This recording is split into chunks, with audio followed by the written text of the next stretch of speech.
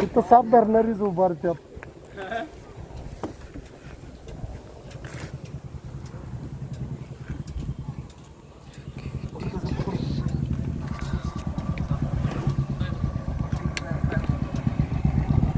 ठेवलाय दडवून त्याने. दगड झाकून ठेवलाय का?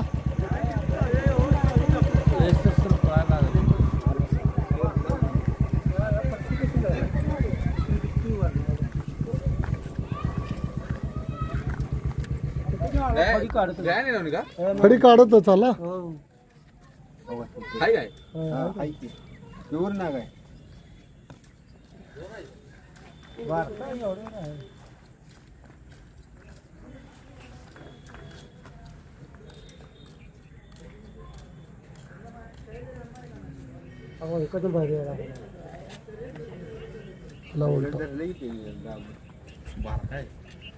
लहान आहे ना बेबी कोब्रा.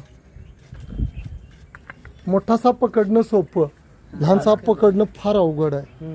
म्हणजे तो कोणत्याही वेळी बाईट करू शकतो ना. पळता येईल.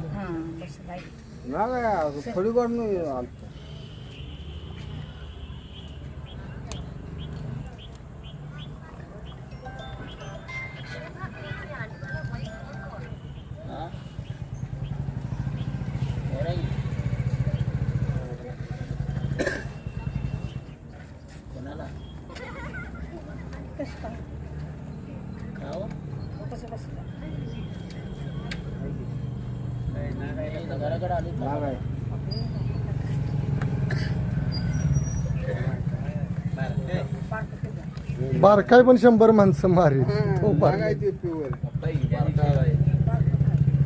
छोटा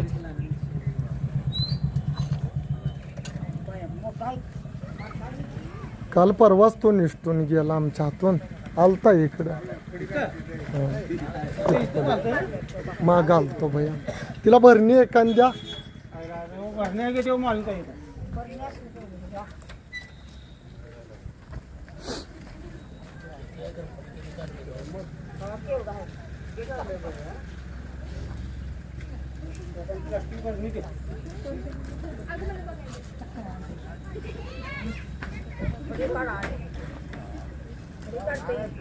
ते स्कूलच्या मुतारे मुजवलेत ना बाळासाहेबांनाच्या, तिथं सगळं तुम्ही पोकळ राखलाय.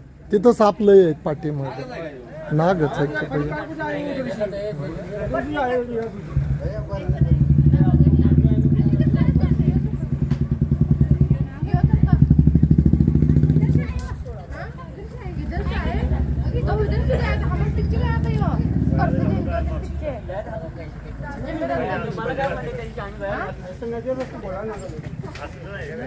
दे भैया.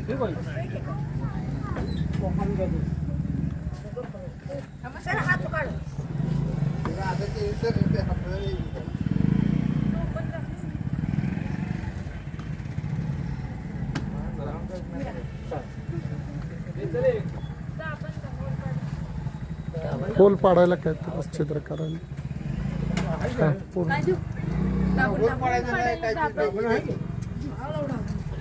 हा छोटासा बेबी कोब्रा आणि बिटा ठेवलेले त्यांनी.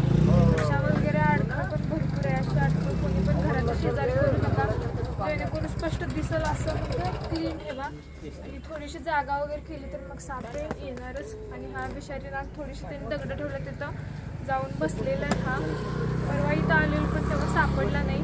आणि हा विषारी नाग आहे. असा जरी साप कोणता पण साप कशामध्ये अडकला किंवा घरामध्ये आला तर जवळच्या सर्प मित्रांकडून कोणी पण मारू नका. आणि जरी विषारी साप चावला तरी सरकारी हॉस्पिटलमध्ये त्याच्यावरती लस असते, ती आपण वेळेत घेऊन म्हणजे वेळेत घेणं गरजेचं आहे. चावल्यानंतर लगेच काही मरत नाही. 2 ते 3 तास हा आपल्याजवळ कालावधी असतो. त्या वेळेत हॉस्पिटलमध्ये जाणं महत्त्वाचं आहे. कोणी पण झाडपाला वगैरे असं काही करू नये. आणि हे कवटे महाकाळ येते. त्यांचं अभिनंदन की त्यांनी हा छोटा बेबी कोब्रा वाचवला. व्हिडिओला तर लाईक करा, शेअर करा, कमेंट करा. साप वाचवा.